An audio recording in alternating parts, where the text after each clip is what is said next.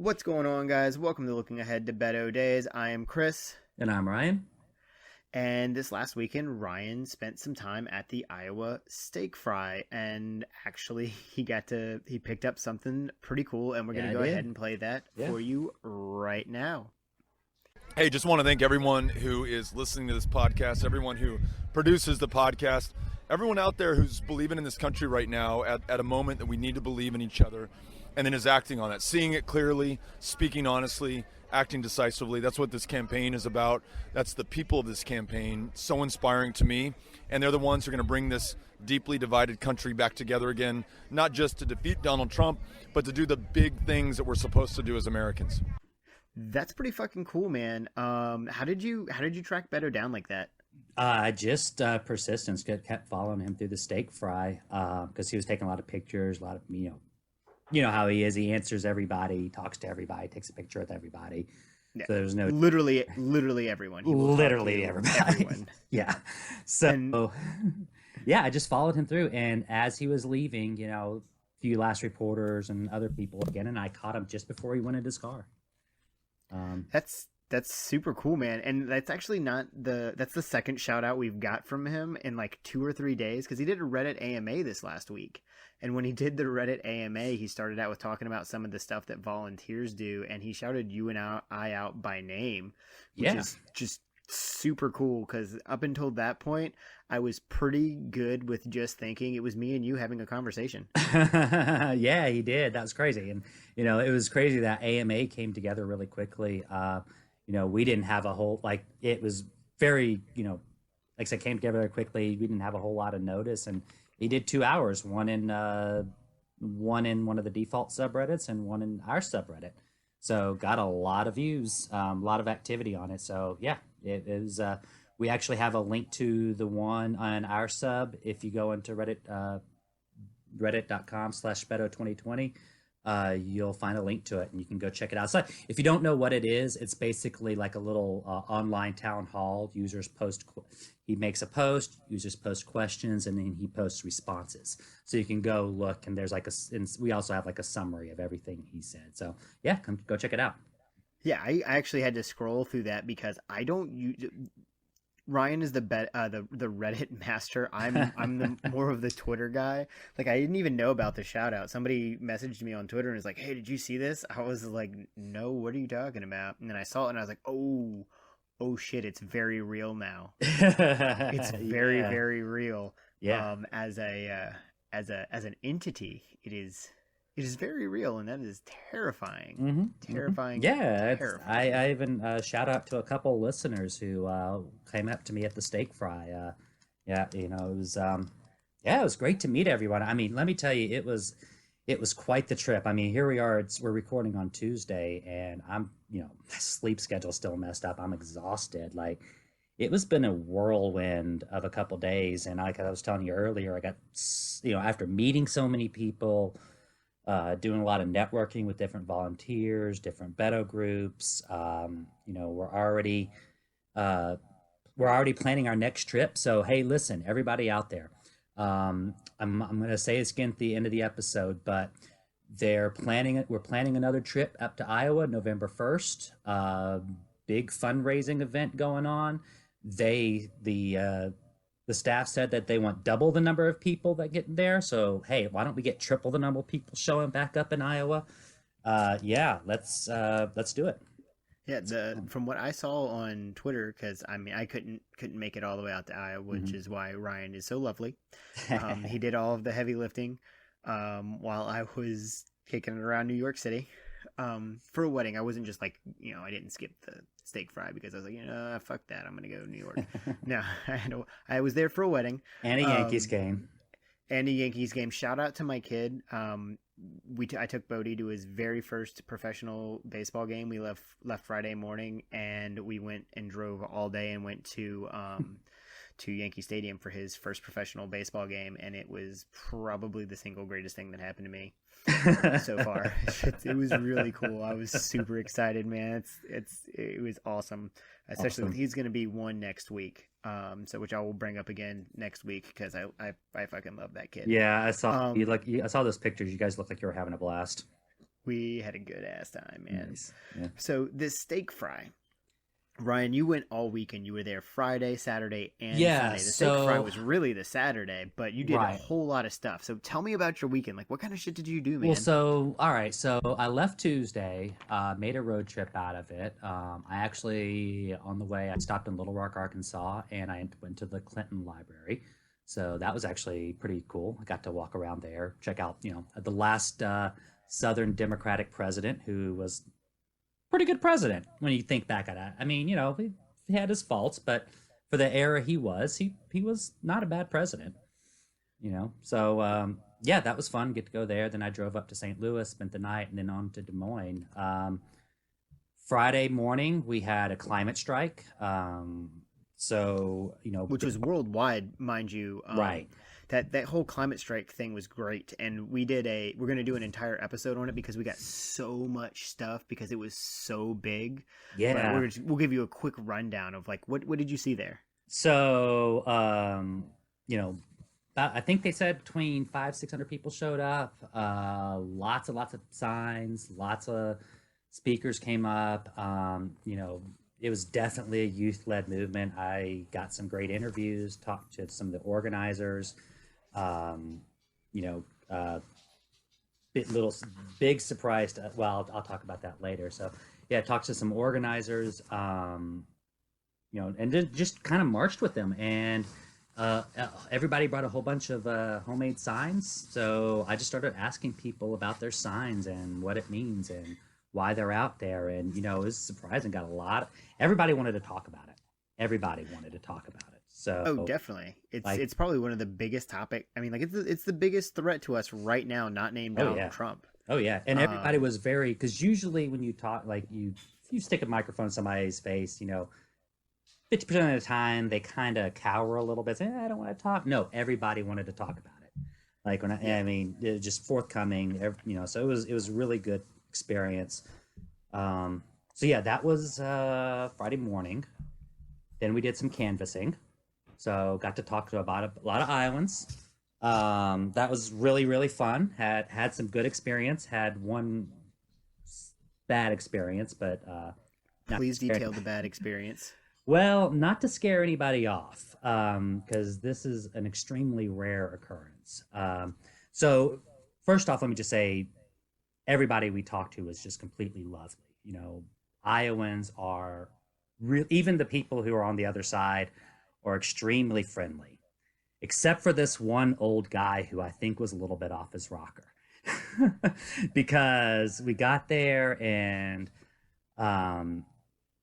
he came out and he looked at us kind of skeptically from the end of the driveway, old guy. So, what do you do when you're out canvassing? You go over and he's like, hey, how you doing? Shake your hands. It's an opportunity to introduce himself. He recoiled from shaking my hand, started screaming about dead babies, and Obama being a Muslim. So we did what you're supposed to do. It's like, okay, well, you have a good day, sir. Walk away. And we continued on.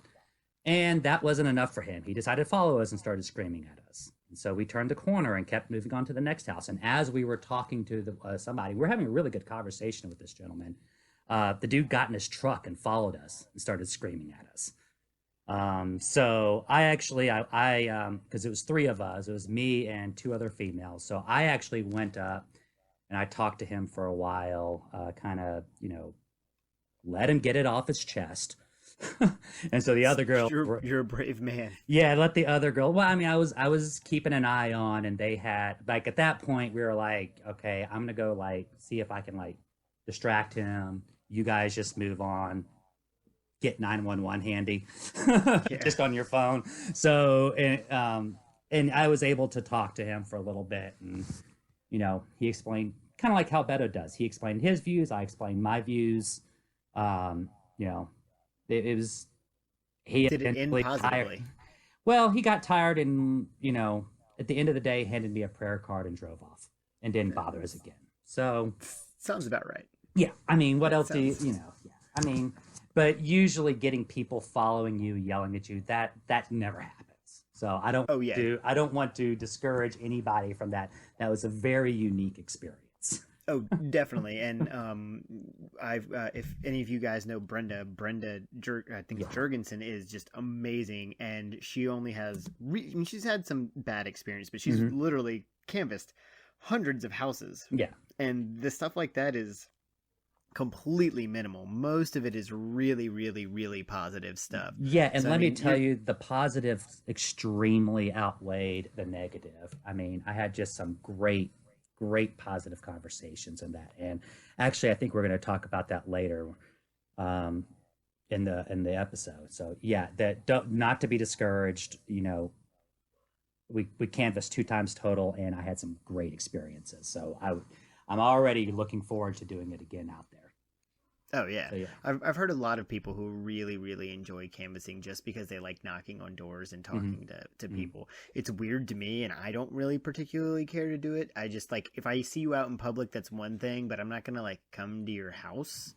But like I'm also not of the norm, so Well, that's just me as a person. well, that's the thing. It's like because every time we went out, we brought somebody new with us, and at the end of it, every time that new person was like, "Okay, I can do this. We need to do more of this. This was great," Yeah, So, it can be addicting. I mean, it can. You do what you can. You don't try and kill yourself and go for 4 hours straight at the middle of the day in the heat. You know, oh yeah, definitely not. take care of yourself. Don't. It's a marathon, not a sprint. So. Yeah, oh, exactly. Anyway, So we're getting so off after track the here. yeah. We're going to talk about canvassing. Like I said, both of Yeah. us have interacted with Brenda quite a bit, and we really want to have her on the show to talk about canvassing. She's like the canvas master. Yeah. So tuned. Friday So yeah, you Friday had canvassed. Then it was early bed basically because we had to be at the steak fry site at 6:45. So what the steak fry is? Oh no! I take that back. We canvassed on Friday, and then after we left canvassing a little early because we had to go put the signs up. So we got to the site, and okay, so this is at Waterworks Park, and if you just think of like a huge open field that's maybe, I don't know, half-mile square, probably. That's what it is. The steak fry is actually off to the side of that. And inside the square, every campaign has like an area sectioned off. Okay. And so that's kind of, and then there's parking in the middle. So that's kind of where everything is. And then there's like the entrance to come in. So we met at the square at the Beto spot. We had a great spot because it was right there at the entrance, which comes into play later, I think. And they had us set up the signs. So the idea was 2,000. We wanted to greet Beto with 2,000 signs. We had those homemade 4x4 plywood signs. I think if you saw that video, did you see that video of the drive-in with all the signs? I did not. Oh, there's a video on Twitter of somebody driving in with just sign after sign after sign after sign. It's all I've seen a million signs. Like I saw all sorts of pictures. Like I said, I was in New York for through the weekend, so I'm still playing catch up with a lot of that stuff. But you guys, I mean, y'all. Someone showed out. posted a video of someone driving through it, and when I tell you that it's I didn't see that. I know exactly from what the you're talking entrance, and this is like I don't know how far it is, but it's probably about 3/4 of a mile. Just plastered with Beto signs. We put 2,000 small Beto signs, 80 4x4 plywood signs that they just kind of stenciled in Beto for America. I don't know how many of the big barn signs, banners. I mean, plastered the area with signs. We had so many signs, I was like dragging them up onto hills at one point. We made a Beto hill. We made little arrangements of signs off to the sign. You motherfuckers built a boat. Dude, they built a boat to have it floating on. They had these huge plywood letters that they were holding. Like they spelt out, what did they spell? So the ones that they were holding, they were carrying around was hell yes. Yeah, I saw that one. Those were Yeah. cool. And then over there they had, was it You Better Believe It, I think? Yep, saw a bunch of those too. Was those that were it? cool. Yeah, and the big blue letters. I think Yep. that was what it said. Yeah, so they had all that shit up. So basically, we put all that shit up at 5 o'clock on the dot, which is kind of the thing there because they laid them all out, and you're not allowed to put them up till 5. So it's the quote unquote sign war, where we all basically go out there, and all the campaigns are sticking up their signs at 5 o'clock. But we had a ridiculous amount more signs than any other campaign by far. So yeah, we were all out there, put those signs up. The staff actually, like, it's like homecoming. The staff actually stayed out there overnight to make sure nobody fucked with the signs. Yeah, I saw that. They camped there. They camped Right. there to make sure. It's crazy. Yeah, it's like, we were like, oh, so it's like homecoming. It's like, and they were like, well, yeah, that's kind of a good example. So yeah, It's fun. yeah. So 6:45, we got back. Started setting everything up. So the order of the day. So we kind of got a chance to drive around and take a look at everybody's setup and what everybody had. So we're like right at the entrance to the Y, which is right to the main entrance. There's another entrance, but it closes at 10. So like everybody was driving through those Beto signs. And so we got to drive around. Like across the ship from us was Biden, and next to us it was Camilla. And then as you drive around, there's like Kamala. Kamala. What did I say? Yeah. You said Camilla. Kamala. Last thing we want is the K-Hive coming after us. No, Kamala. Sorry. Kamala Harris. We're yeah. sorry, Kamala. So you drive around. I don't know why I say it. Drive around. It's so good. It's funny. There's Corey, Pete. Bernie surprisingly had absolutely nothing at his site. And when I see absolutely nothing, it was like a canopy and like a barnyard sign, and that was it. Corey had a big setup. Michael Bennett had more stuff than he did, more supporters than he did. Amy had a good crowd out there, which I guess isn't that surprising. Yeah, we've all seen the videos of her dancing. It was yeah. Man, there were a lot of videos of white people dancing. Like, yeah, lots of them. Yeah. So Pete had a setup out there. Yeah, so then the supporters start arriving. Harris has got people went out there first, actually, and they started cheering right there at the entrance. At one point, we got enough critical mass. We kind of like grabbed all our stuff, paraded through them, and cheered, and then chanted next to them, and then paraded back. It was good fun. They were chanting at us with their microphones blowing it in our ears, and we were doing it right back to them. So, it was one of those things. Everybody was having a good time with that. That's awesome. And that's something we really need in politics. Yeah, too. it was. You don't see that a lot. Everybody was like, all the other campaigns were very friendly with each other. And you're talking to the staff and like, yeah, all the staff campaigns like get along. Nobody's really contentious when it comes to stuff like that. Everybody down there was, yeah, we know this is good fun. This is great. We're all on the same team. Let's win this thing. You got your spirit squad. We got our spirit squad. Let's cheer at each other. Amy had a little spirit squad out there too. So, props to her. It wasn't very big, but it was out there.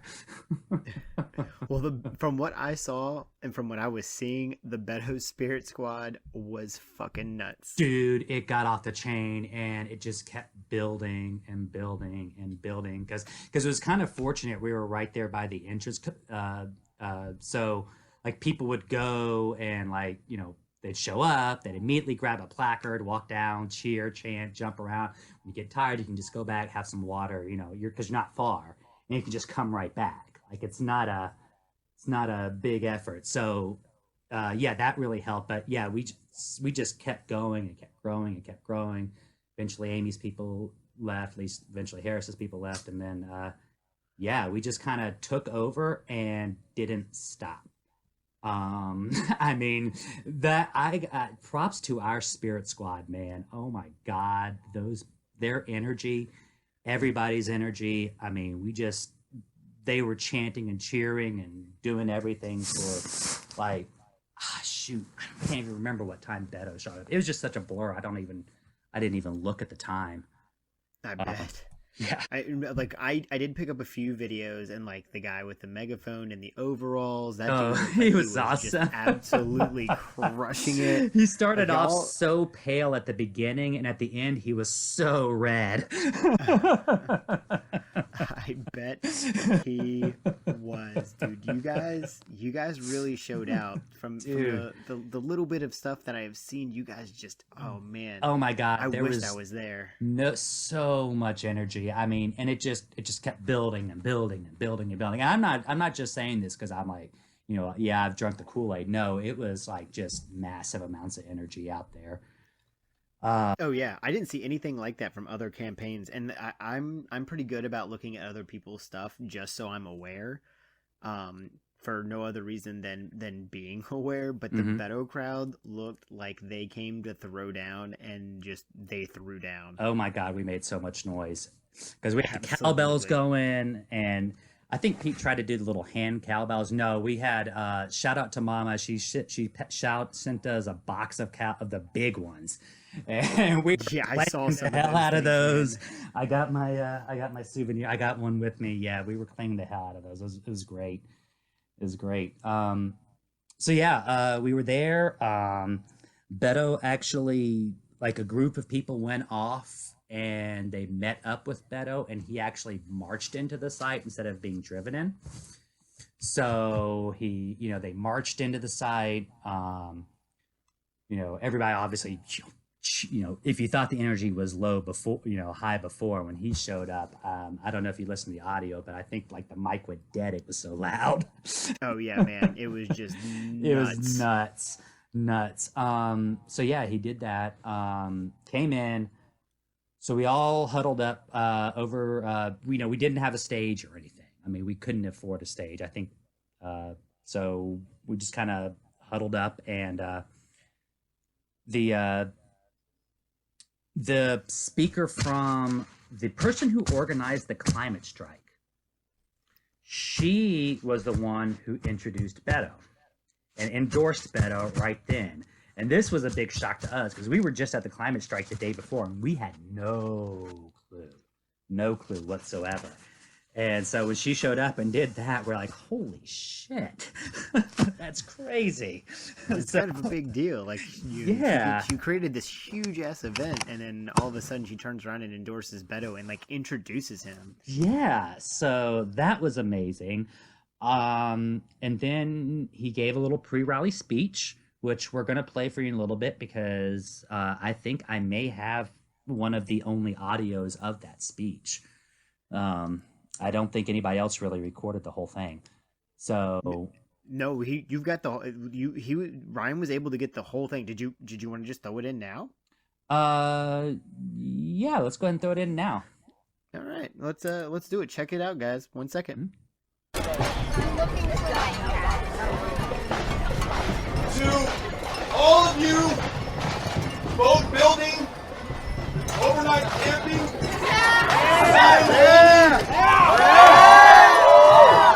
crazy motherfuckers. I'm so proud to lead this campaign of the best people in America. The people of America who never want to know what the odds are, because we are going to define the odds. We're going to be there for everyone who's been counted out, or counted down, or written off, or taken for granted.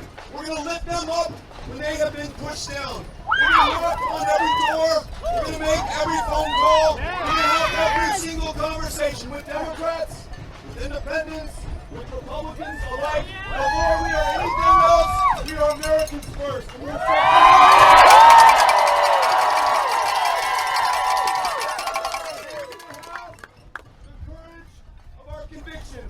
We're going to defy the polls, the status quo, and the politics as usual. So when they say, look, Beto, you cannot talk about taking away my AR-15 or AK-47, when they say you cannot rewrite this country's immigration laws in our own image to lift up those who've been cut down by their status, when they say you cannot talk about institutional and foundational racism in this country, when they say it doesn't matter if you talk about mental health care in a country where people with schizophrenia and bipolar disorder and clinical depression get arrested on purpose to get care in the one place that they can, we tell them, hell yes, we're going to talk about racism.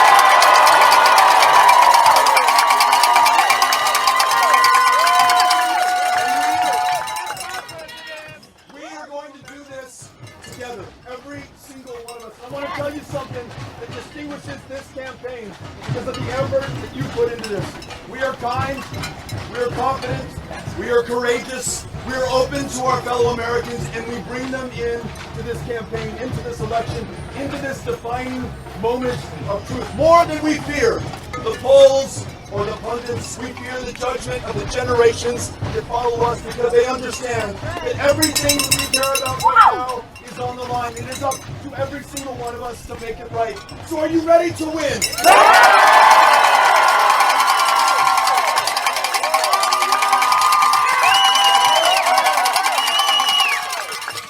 Let's make some noise today here at the stake fry.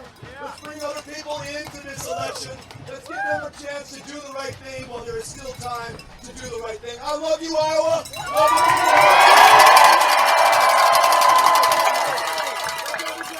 Thank you all.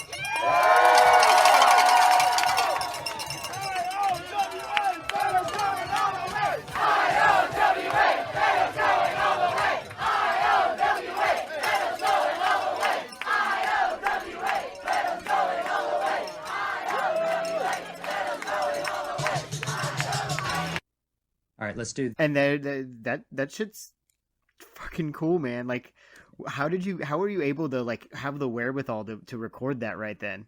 Well, I was already recording. Like as soon as he showed up, I already decided I was going to record everything. So yeah, I was just managing to get into the right spot. And you got some pretty good audio on it for as loud as it was. You can hear the speech. You can hear what he says. It's pretty powerful stuff. Yeah. So yeah. like. Yeah, after he comes in and speaks, what goes on? What do you guys do? So then we march to the steak fry because I said the steak fry is like off to the side of where all the groups are, and like we marched the whole way in there. He walked, obviously followed us. He's a fast walker. He's got long legs.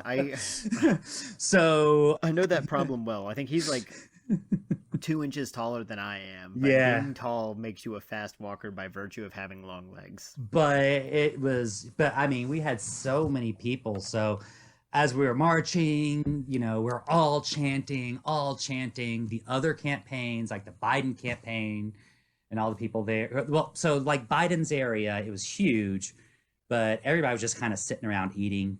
They didn't do anything. Like, so the way, I guess I should go back and explain how you get tickets. Basically, the way it is, every campaign just buys a number of tickets and gives it out. So Biden's was kind of they bought the most tickets. If you were a Democrat, get one from the Biden camp. And that's where you go sit. So they were actually coming up to the ropes as we were watching by and like chanting and cheering with us. And a lot of the other campaigns, cool. Yeah, a lot of the other campaigns were like, yeah, kind of on us too, like, doing it with us. And so it was great. It was we went all the way up to the stage with Beto. Did a big rally there at the we were chanting and cheering and everything, and just kept making noise right there by the stage constantly. I mean, basically making a big spectacle over in the corner. Oh yeah, no, definitely. You guys did a good job. I did on my drive home from New York. I listened to his speech, and man, you guys showed out pretty well. Oh, dude, yeah. So we did a rally there for a while. Then he went. Then we kind of stopped. He took pictures with everybody, all the Beto supporters who were there. Everybody got a picture. Cynthia was extremely busy clipping shots. Oh, I'm sure. Then he kind of went back. We kind of hung out for a little bit, and then we came back. We cheered. He went up on the stage, did his speech, came back down. kind of walked through the crowd a lot, taking pictures and everything. So we just kind of hung out for a little while Beto was like basically working the crowd. A couple of supporters of us were, finding a place to eat. We went and camped out for a while. We got trampled by a Warren at one point. That's fun. We were just sitting there and, eating our steak, and all of a sudden, like, we're getting stepped on, and like my phone's getting stepped on, and one of the girls beside me was getting like hit, and we stand up, and there's Warren with her press gaggle just like walking on by, not even paying attention to us, and we're like, what the fuck? Just walking all over us, whatever. So anyways, it was hung out for a little while, checked everything out, and then it was supposed to it was supposed to thunderstorm all day. And yeah, poor Tim Ryan, by the way. Yeah, I heard that because we left about like 2 or 3, and by that point I think the rain started really hitting. Yeah, I saw that he was the last one to speak, and then the rain just came down on him, which, I like Tim Ryan. He seems like a good guy. I felt bad for him. Yeah. Well, so before we move on, tell us exactly what the steak fry is. Why is the steak fry important? So the steak fry it was a fundraiser put on by Senator Harkins, I think. I hope I get that right. For a long time, he actually stopped it and they brought it back. But basically, it's a big fundraiser for the Democratic Party out there. This was actually the biggest steak fry ever. They sold 12,000 tickets. So that's 12,000 Democratic Iowans. These are your caucus goers. These are your people who are involved. We're all showing up for this. So that's why this is so important. This was in Obama's 2008. This was kind of his coming out party when he kind of separated, and that's when he kind of made a name for himself. So yeah, that's kind of why they put a lot of emphasis on it. Why it's kind of a big deal, and it's a good experience. You get to see a lot of the campaigns. You get to see different campaign supporters. You get to interact with everybody. So yeah, it was really good, really good. And then tell us about your evening, Ryan. How was your evening Saturday night? So we had been planning, all right, so after the steak fry, what are we going to do? Well, we'll go party or something because, we went canvassing again, and then we had to go back and show. Oh, no. So after that, we went, sorry, I'm telling you, it's a blur. After that, we went back. It sounds like it. It sounds like you had a really good time, and you're still enjoying that hangover. Very much. I am on still euphoria cloud nine. We have to organize and do everything for Beto right now.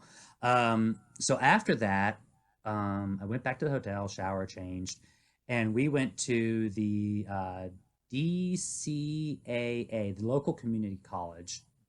They do with the PBS station there. They do a little. Iowa, it's a presidential forum for Iowa candidates. And so Beto was on. I went to that forum. Went there, and my question actually got selected. So I got to go, listen to Beto give a really great interview with this, and I actually got to get up and talk to him about net neutrality and treating holding platforms accountable for their content. So he gave some great answers. That was really fun.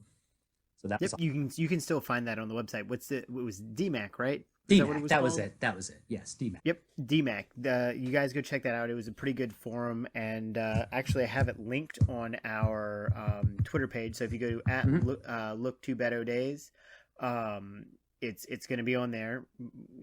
We had to boost up our co-host. He asked a really important question. He is on the page. Go check him out. Yeah, I thought that was really cool. Got to go ask that question. And so we'd been planning for a while, like, okay, after everything, we're going to go have some drinks. And then like, all right, let's throw a birthday party. And while we were at that forum, we kind of slipped, because it wasn't a very big crowd. It's very small. It was a very intimate setting. So we got a chance to talk to him a little bit. And I was with the envoys for Beto. I think we're going to have a special episode about them later. So we're going to do a whole thing with the envoys. They do some really cool stuff. they really do. I'll just go ahead and plug them now. usabeto2020.org. Yeah, if you're looking to, move beyond Twitter and Facebook likes to doing something a little bit more involved, check them out. Definitely. Anyways, but we'll get more into them later. So anyways, we were chatting and we talked about him and we mentioned the party and he said, all right, well, maybe if we have time, sure, whatever. And got Cynthia's number just in case. Because I think they immediately had to turn around and they had to be somewhere in like a few hours. So we went and to this place, brewery, Exile Brewery in Des Moines. It was a really nice place. Had some pretty good craft beers there. And we're just kind of hanging out, hoping. We got the call from Cynthia that he's on his way. He showed up, and we threw him a early birthday party. Yeah. So it was literally like 30 of us in this little private room. We lit him a birthday. We got him a birthday cake. Wrote him a bunch of letters about, happy birthday. Had him blow out a candle, quote unquote candle. Had some, and he just kind of sat there and just like talked and chatted with us, drank some beers, we had some food. He probably enjoyed that, man. With all the stuff he has to do, something simple like that, and just hanging out with people who just genuinely want to hang out with him. Yeah. It's probably a big deal. Like, I get that. Yeah, because everybody there everybody there pretty much had all flown in. I mean, we put it on the events page. I think it was on the actual events map, but it was pretty much just everybody who was left over from the steak fry who had flown in. We were just hanging out, and yeah, like I said, he showed up, and it was great. It was like I said, good little time. We went back, crashed, did some more canvassing Sunday, and then I drove home. So yeah, that's it. But before you drove home, you actually talked to quite a few Beto supporters throughout the weekend. So I did. Go ahead and introduce your segment, man. Let's do this. Yeah. It's like you said, same thing I said. Everybody at the rally were cheering. They were real happy to tell me, why they like Beto. So let's listen to some people at the rally say why they like Beto. I-O-W-A, Beto's going all the way. I-O-W-A, Beto's going all the way. I-O-W-A, Beto's going all the way. I-O-W-A, Beto's going all the way.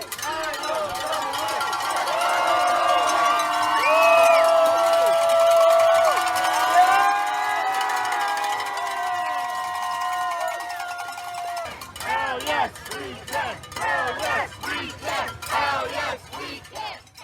So I'm at the Iowa steak fry. I got some Beto supporters here. So you said you're from Iowa? Yeah. I am. So why do you like Beto? You said you saw him recently. Why do you like him? I like him because I like how well he responds to my question that I had. I really like that he spoke 2 languages. That means he has been immersed in other cultures. He understands diversity. That's what I feel like. I like him because I care about this planet. I like him because I care about Pachamama, which means our Mother Earth. Awesome. So you said you got to meet Beto recently. What did you ask him when you saw him? I remember asking him that it's very difficult to cover so many issues that we have in this country. But if he could think about one thing that could make a difference within 7 generations, he answered, well, climate change, environment. Right. And he does care about the future of this country. Awesome. Tell me why you like Beto. Why do I like Beto? Yeah. Well, Why do you like Beto? I was a Corey guy, and then during the Senate run, Beto inspired me, and so I announced to the family I am going with Beto now. So the day he announced, I volunteered for his campaign, and been putting in countless hours and a lot of sleep since then. Got some relentless workers out here, that's for sure. And he has all the issues. He hits all the points that I believe in. So. Yeah. Awesome. Thank you. Yeah. Tara, Yes. tell me why you like Beto. Why I like Beto? Does it need to be like one sentence or less? You can ramble. I can ramble? Okay.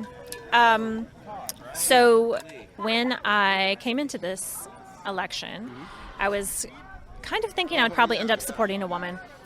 But I watched one of Beto's town halls, and I was just completely blown away by the way that he listened and the complete attention that he gave everyone, and the things that he was saying just felt so completely true to everything that I was feeling.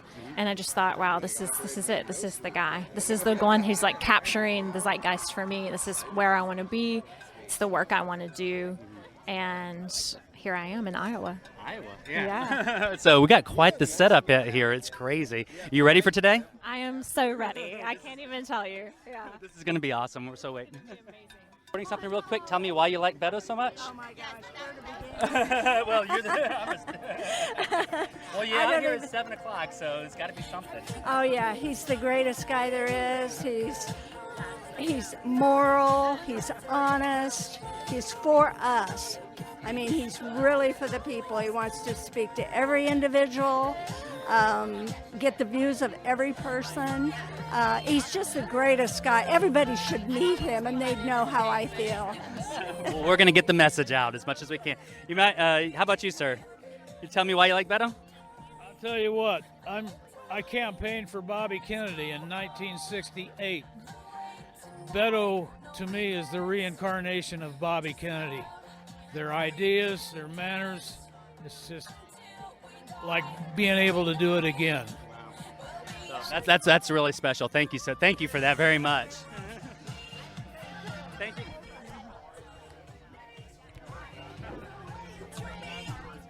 Would you like to record something? Tell me why you like Beto real quick. Oh my God, what's not to like about Beto? A man who speaks the truth. What else can you say? I mean, that's it for me. Is like finally somebody who's like just saying it. Yeah. Just saying what's right, what's real, the truth. Man, we all need to hear it, don't we? Tell me why you like Beto. Okay. Just tell me why you like Beto. All right. I like Beto because he is willing to listen to everybody and work with everybody and learn from everybody and let that inform his decision. Good reason. Dang straight it is. Yeah. Any questions? Any questions?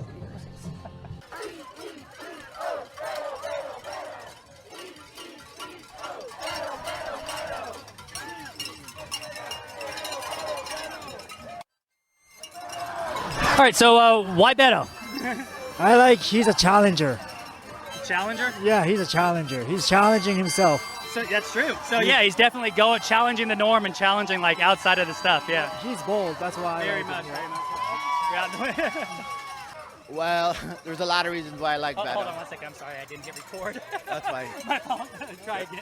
Yeah. Well, the reason I like Beto is because he's, kind of a moderate, progressive Democrat, who believes that it's better to help, people in the world rather than tear them down.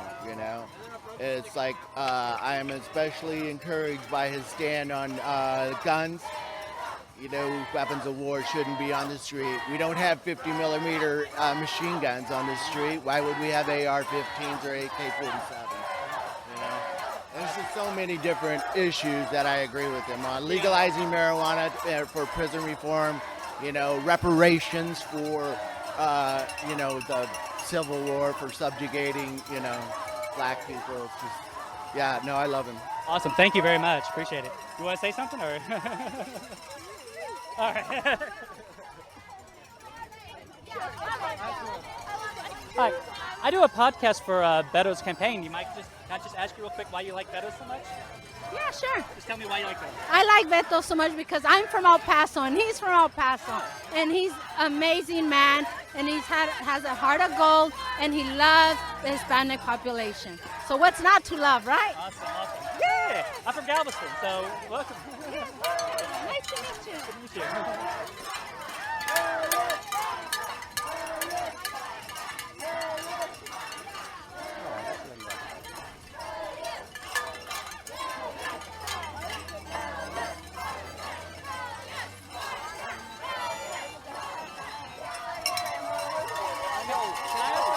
I do a podcast for Beto's campaign. Can I just ask you real quick why you like Beto so much? Why do you like Beto so much?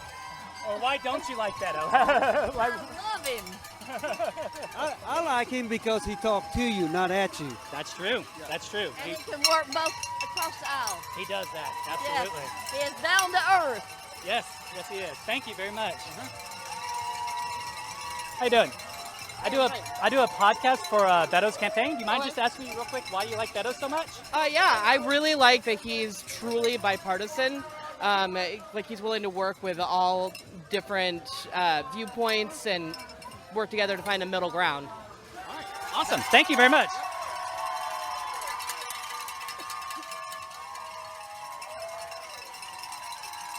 Hi, I do a podcast for the Beto campaign. Can I ask you real quick why you like Beto so much?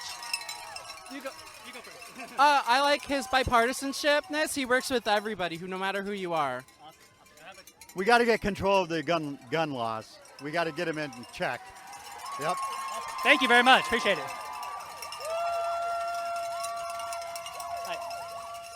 I do a I'm going to talk. It's all right. How you doing? I do it pretty good. I do a podcast for Beto's campaign. Can I just ask you real quick why you like Beto so much? I think because he's able to articulate a clear progressive message while still being respectful enough to draw in independents, draw in Republicans, and actually create a nationwide movement to be able to effect change once in office. It's not enough just to win a primary, not enough just to win the general election. We got to be able to create a wide movement once in office. Awesome. Thank you very much. Appreciate it.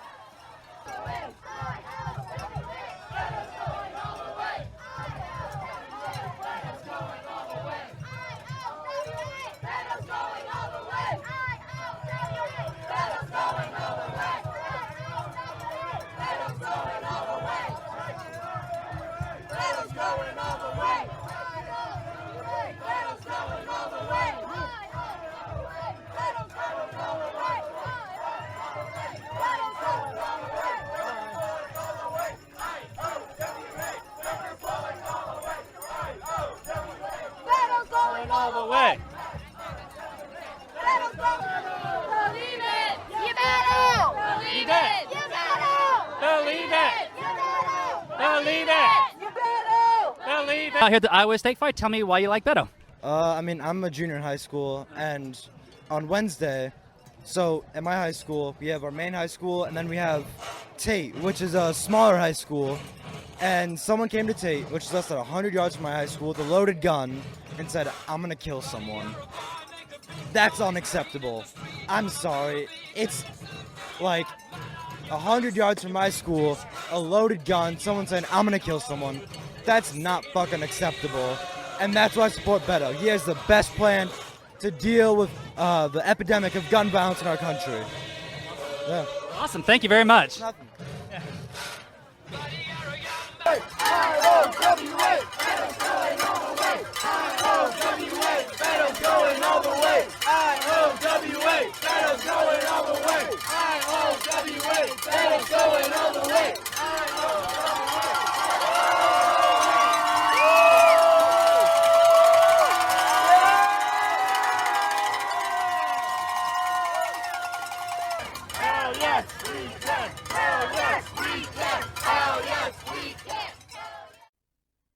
Those are really good, man. Like you do such a good job, and I know the sound quality on the last one wasn't the best, but this new mic you have is just wonderful. You got some really good stuff. We were able to get some of the chants in there for you guys to like.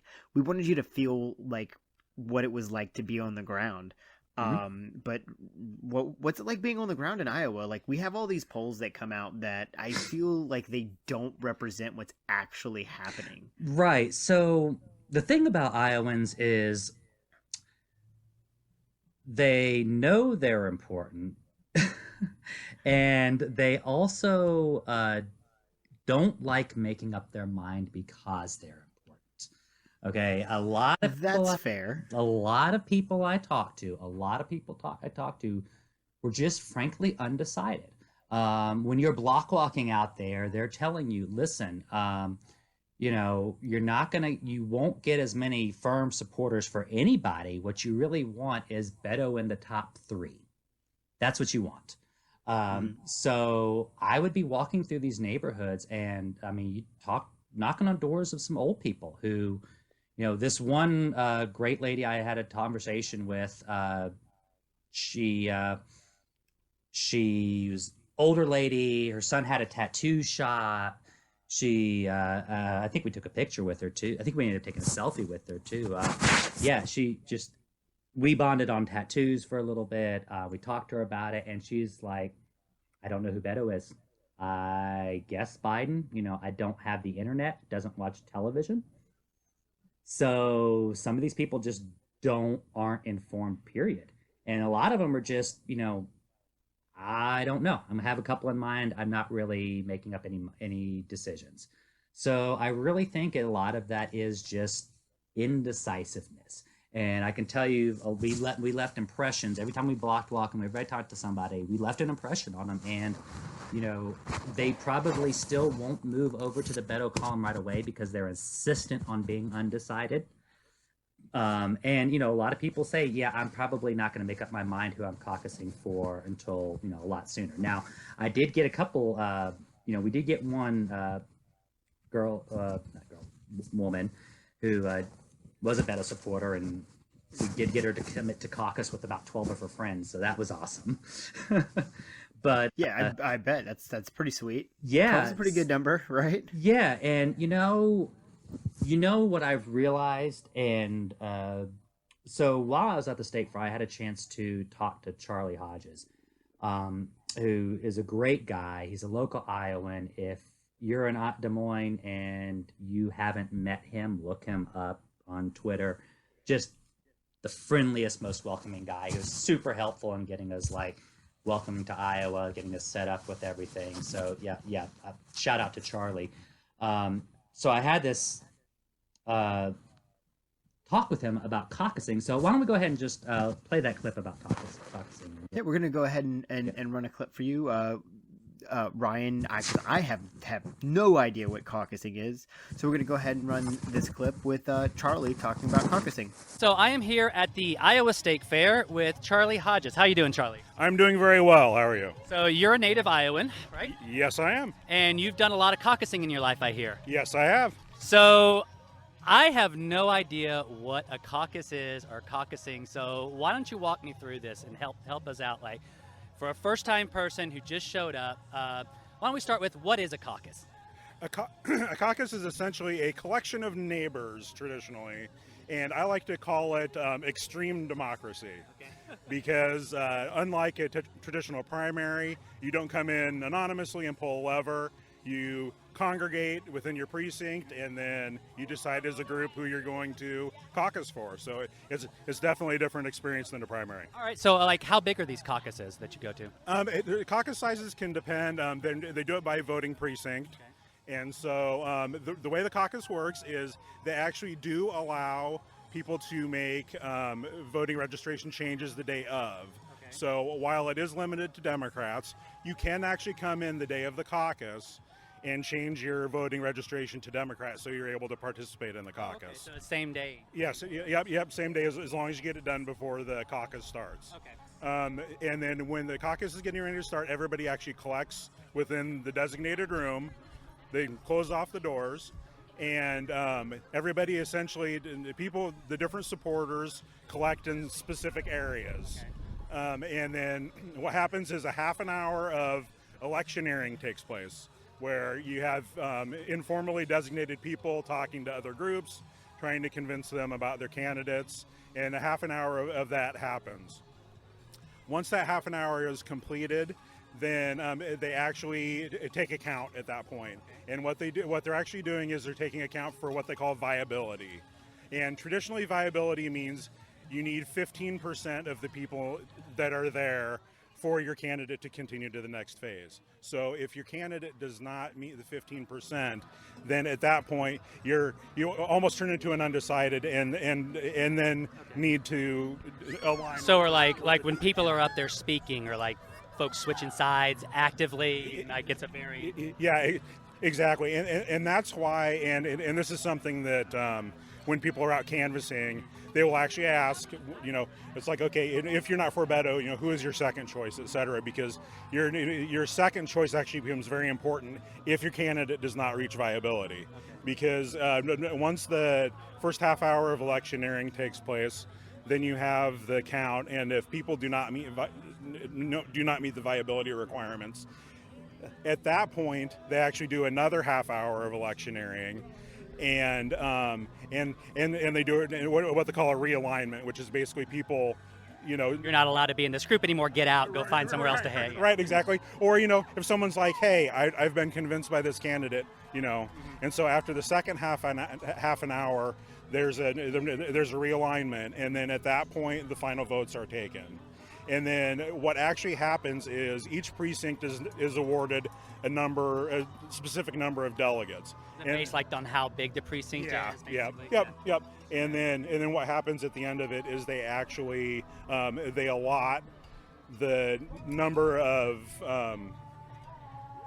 delegates on a proportion to how the vote turns out, and then those numbers of delegates are then phoned into the state office, and then they tally that up, and then those are the results of the results. Got it. So you said when the people can show up the day of, is there people on staff there would be willing to switch over if you were a Republican and wanted to vote? Yep, definitely. They have people there that are ready to do the voter registration before the actual caucus begins. So those are the basic rules. In the past, they actually had 2 realignments. And for this one, they're actually going down to 1. So so it could actually take several hours because of the 2 realignments and 2 viability counts. But they've gone down to 1 realignment this time. The one thing that I do not have a lot of information on is I know that the DNC just passed more of a remote caucus. I saw the satellite. They're doing satellite caucuses in nursing homes and stuff. And I don't know how that's going to play at this point, so there will definitely be more to come on that. But if you're doing on-site caucusing, basically that's more or less what you're going to see. So it's definitely not an anonymous, you go in and pull a lever kind of thing. It's very interactive, extreme democracy. Right. So let's say a Beto supporter showed up, and first-time caucusers showed up. What would they do? What they would do is they would come in and they would look for the other Beto supporters. Look for the shirts. Yep. Look for the black shirts, and then essentially congregate as a group. And then that's when the first half hour of electioneering will take place, where we try to convince other people. Sometimes, like the last one I was at, they actually had a group of undecideds up in the front as well. So everybody was, of course, kind of, I don't want to say swarming, but they were definitely trying to get Were bribes exchanged? No, everything's always on the up and up in the Democratic Party. But yeah, it's just, talking, and because, there are some supporters that are a little on the fence about the candidate. So, but yeah, for first-time people, you come in, you look for your peeps, collect with them, and then start the process. It's pretty amazing. All right. So, what could they as far as the crowd goes? Is it is everybody very friendly, contentious, or are we talking friendly rivalry kind of thing, or do people get angry and start yelling at each other? No, I haven't seen a lot of aggressive behavior. People are, people have honest differences. They support their candidate. They support their candidate, but people are typically pretty cordial about it. So, yep. So would you say caucusing is a good experience? If someone's never done it before, is it fun, good experience? Yeah, it's definitely a good experience. If anybody's here at the steak fry, it's a little bit of a similar experience in that it's more of a community event than just kind of autonomous singular event like what a primary is. So there are a lot of people that don't understand caucusing and don't like it as well as primary, but I still think that it's more of kind of the epitome of grassroots politicking. Sure. And I definitely think it still has its place. Sure. So thank you very much for your time. I really appreciate it. Thank you. You're welcome. Before we go, why do you like Beto? I like Beto because his ideas are pragmatic. I like the fact that he stands for what he believes in, whether or not it is politically astute by his standards of the Democratic Party. I think that he's a dynamic speaker. I like the fact that he is off the cuff, that he doesn't have to have teleprompters or speech writers, and I love all of his policies, and I think he's what we need for America. All right, awesome. Thank you very much. Appreciate it. All right, guys. And Ryan, thank you. Are you what are you wrestling? Are you wrestling alligators over there? Might just be fidgeting with the pen. That's funny. It sounded like you were rolling around, and that is the beauty of this podcast. We went from a great segment about caucusing to wrestling with alligators because, again, like we always point out, we're super we're amateurs. I do this in my pajamas. I want you all to know that. I'm sitting on my bed right now, so with my laptop. I'm a man of comfort, and if I'm going to be sitting here talking, I'm going to be comfortable. So make the case for Iowa. Why is Iowa important? So caucusing, what you find out about caucusing, so Charlie kind of explained the process, but the point to really make about this is that all these undecided voters, they're just going to go into this room and they're just going to kind of meander to a corner. And what you need are leaders. You need leaders and organizers and people who are convincing to go out there and talk to these people and say, hey, why don't you come over here with us? And a lot of people shift sides. A lot of people move around. That's the whole point of this, is that you are talking to people and convincing and making your case in person. So when you talk about these undecided voters, you talk about him being in your top three. Yeah, you want somebody to caucus. What you're looking for are those leaders who are going to go there and, no, I'm here and I'm going to go drag other supporters from other places over here and get them. That's kind of what you want, but you also want just general favorability. You want people to be amenable to your candidate. So when those leaders go out there, those people's like, yeah, I like Beto. You made a great case. You convinced me. I'll come over and move. And even if he's just, make him viable. It's really all about just, getting that viability, doing that count and having enough people to remain viable. The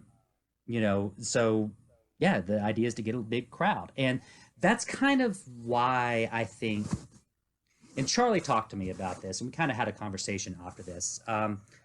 That kind of democracy is what really separates the wheat from the chaff, if you know what I mean. There's no such thing as a half-assed Beto supporter.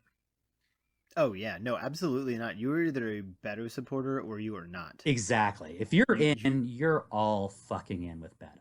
And that's all day long. And that's exactly what you need from a caucus, because you do not want that group breaking up, splitting up to everybody else. And you want that group out saying, come on, come to us. That's what Beto supporters are. That's what we need to get more Beto supporters out there doing, is getting the people who are amenable to Beto to that caucus. And that's kind of why Iowa is important, and I think that's what they realize in and of themselves, is that that's what really makes, this is a real candidate with real energy behind him. That's why going out there at the steak fry and jumping up and down for 6 hours straight was important, because we had to show energy. It wasn't just for the cameras. I think I heard on Twitter that the MSNBC actually didn't give Beto a whole lot of coverage.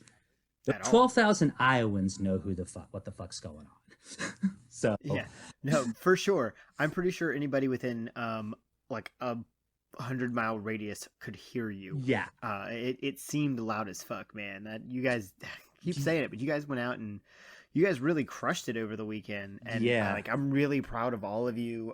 One of our guests who comes on or who has been on is DeMarcus. He kind of was the de facto king of the steak fry. He was everywhere. He's all over the place. Well, he actually he took control of Beto's Instagram. Yeah, man, I did see. I thought that was really that was cool, really fucking cool. Yeah. And if he's listening in, or if he gets a chance to listen, we're really, really proud of the work you did, man. Yeah, that was awesome. Fucking great job. Fantastic. So that's gonna pretty much wrap up the steak fry. It's this really important, and you guys did a really, really, really good job. I'm really proud of all you guys. I would have loved to have been there, but circumstances. Yep. So again, if November 1st is I forget what they call it in Iowa, but it's the Jefferson Dinner. Every state puts on these Jefferson dinners. If you remember that speech from the Clinton Foundation, where that great speech he got up about was it a month ago? I think. Yeah. So Iowa does a version. Every state does a version of that. It's like a big fundraiser. Iowa's version is apparently huge. They fill up the Wells Fargo Center with people.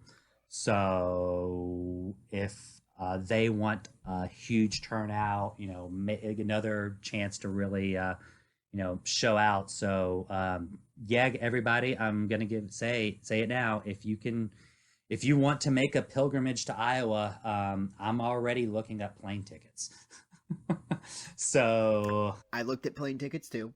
You might see me again. I might be doing some more field reporting from Iowa. I really hope so. So I really, really do.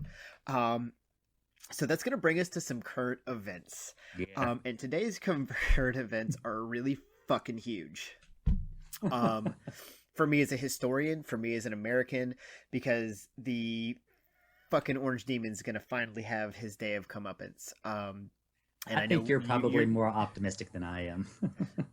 I am, and I was kind of like, this is just because Hannah it keeps saying, I don't know why they're doing this. They're not going to pass it in the Senate. It's not going to happen. And I get that, but you have to have that show for democracy. And what we're talking about is impeachment. Yeah. The Democrats in the House have opened an official impeachment inquiry. An impeachment inquiry and an impeachment are not the same thing. No. The inquiry is basically the investigation portion. Mm-hmm. So they're going to investigate and then they'll pass it over to the Senate. So True. The Senate, very well, we don't know what's going to happen because, fucking Mitch McConnell is just an absolute dickhead. But they have to vote on it. I think they're constitutionally required to. They can't just table it. Absolutely. They have to vote on it. But I mean, come on, look at the guys that are over there. John Kennedy was making an ass out of himself earlier. Lindsey Graham bends over backwards to kiss Trump's ass as often as possible. Ted Cruz, for another one, kisses Trump's ass. And that dude made fun of his wife and implied that his dad killed Kennedy. That's what kind of... There's no spine in these people. No, but absolutely. There's one positive.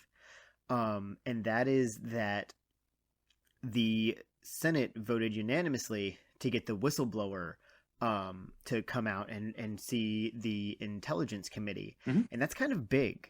Well... Because they're trying to bury that. Well, is it though? I mean, because it's the law to hand it over.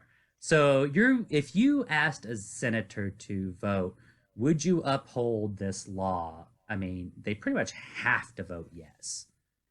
Yeah, but Trump's been trying to bury it. He's been breaking the law this whole time. Absolutely. No, I know, but there's a difference between quasi-breaking the law that he's been kind of able to pull versus something as fucking black and white as, no, you're supposed to turn it over. Now, they're going to turn it over, and I bet they would vote I think the Senate would vote to turn it over and then look at it and say, no, of course that's not an impeachable offense. But so those are I'm sure they're gonna. I'm sure that's what they're gonna try to say for sure. But I mean, if you can't, it seems pretty cut and dry. From what the reporting that I'm hearing from all over the place, that there's some pretty. I mean, it was enough for somebody to call and say, "Hey, this is not okay. This is bad." And I think the Inspector General who Trump appointed by appointed. Trump, Yep, is like, yeah, no, this is not good. Mm-hmm. This is bad. So I mean, they can't. It's either they sell out their country, and which they've already been doing, but they do it more blatantly, or they hold the man accountable and save our democracy. Yeah. Nancy Pelosi's playing the long game. Yeah, I think she knew something was coming up. Well, I mean, the thing is, what has actually changed as far as substance? We were already going through a quasi-impeachment inquiry to begin with. Oh, absolutely. So all we've really done at this point is formalize the inquiry, and I think, frankly, nothing's going to significantly change. They're just going to keep slow rolling it. I mean, I think so too. The Democrats haven't shown any. The thing that's frustrating about is, did you watch any of that Lewinsky? Not Lewinsky. Paula Jones? No, Lewandowski. Corey Lewandowski. Corey Lewandowski. Thank you. Paula Jones and Monica Lewinsky. No, I know. As I was saying it, I was like, man, you can tell I'm getting names messed up all night. Yeah. The Corey Lewandowski. Corey Lewandowski. Did you see any of that Corey hearing? Lewandowski. Oh, I watched all of it. Corey Yeah. Lewandowski needed to have his fucking ass thrown in jail. They should have buried him under the Capitol. Yeah, but He went there and did acted you like a see how dickhead. did you see how the Democrats were completely incapable of doing anything about it? Like And that's what I don't understand. They have power to do it. But they were so disorganized. Unlike the Republicans who can actually get their shit together, put somebody in charge who actually knows what they're doing, how to answer a question. Because once they put that lawyer in charge, they were actually able to get him to weasel into something. You know, so it's like they just, for whatever reason, are unwilling to actually put the screws on when they do have the opportunity. So now all they're doing is just changing the title. You know, unless they change tactics, I'm not going to be impressed. You know, Pelosi's kind of being half dragged into this because she has to. Like, this is a clear breaking of the law. She can't hide from it anymore. So, well, the numbers for impeachment, they went from, I think they were like last week, they were like 68, Mhm. which has been pretty stagnant. And then today it's at 178. In less than a week, 110 people decided they wanted to impeach the president. It's a big fucking deal. It's not like this happens every presidency. No, that's true. It's happened twice because Nixon bitched out and resigned because he knew he was going down.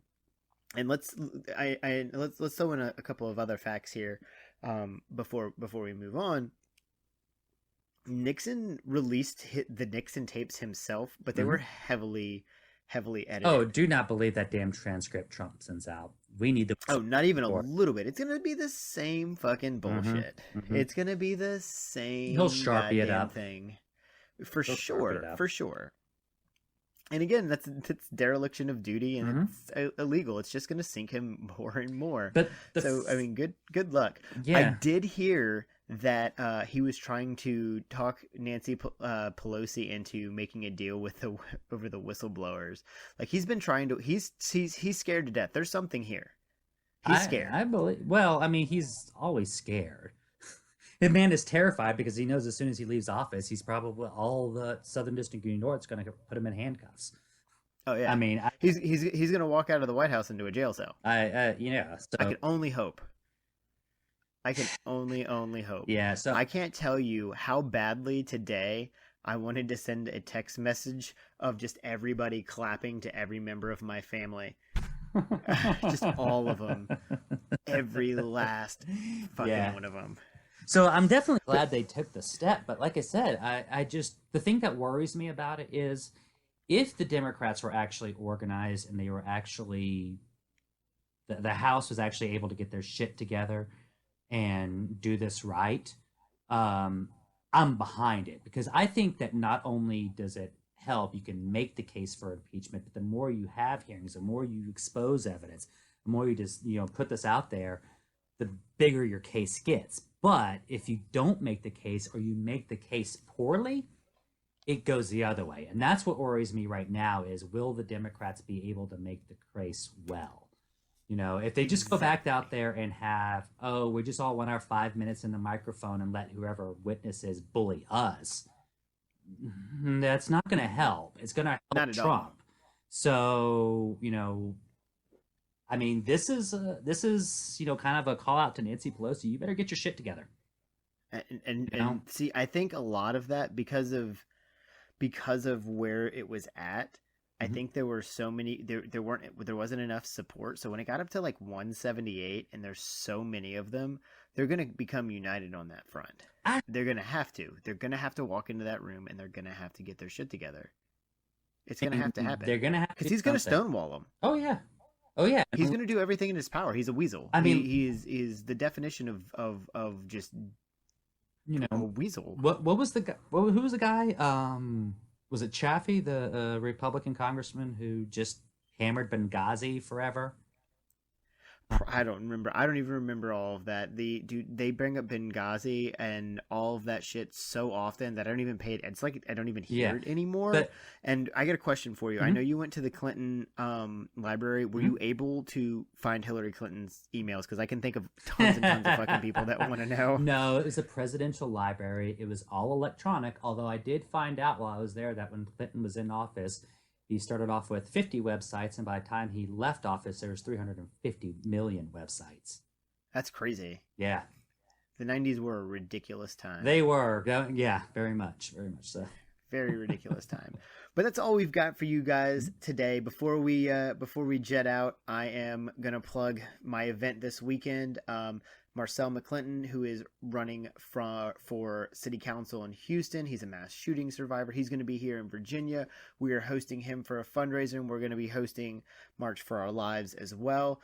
So check out our Twitter page and see RSVP to the event. We have Beto supporters. We have all sorts of different types of supporters coming in from all over the East Coast. Let's get as many of you guys here as we can, and let's make this really, really big. But like Ryan said, we need to make sure we're also getting out and volunteering. We need to make sure we're getting out and donating. Beto needs our help, guys. He can't do this on our own. Me and Ryan can't just be doing podcasts. It's got to be all of us collectively, and that is the beauty of this campaign. Yes. But get out there, do everything you can. Doesn't even if you can't get out there, or if you're not able to call, text. We have call teams. We have text teams. Social media team. Hook up with the envoys. I'm telling you, you will find a great community that will help you do it all. You know, they will find your talents and they will harness them. Oh yeah, for sure. But that's it for us. So let's keep on looking.